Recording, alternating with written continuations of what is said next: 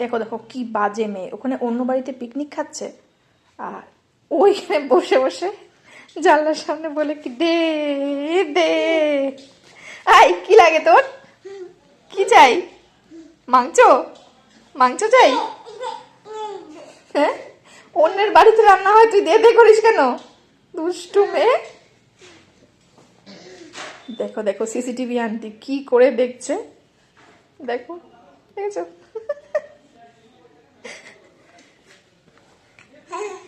আবার হাসেও। কি দেখছো তুমি জানলা দিয়ে? কি দেখছো? ও সিসিটিভি আন্টি, লজ্জা পেয়েছো?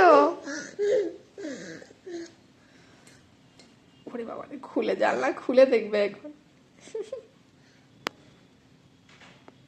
মাম্মাম, অন্যের ঘরের পিকনিক দেখে না মোনা, দেখে না, ভেরি ব্যাড।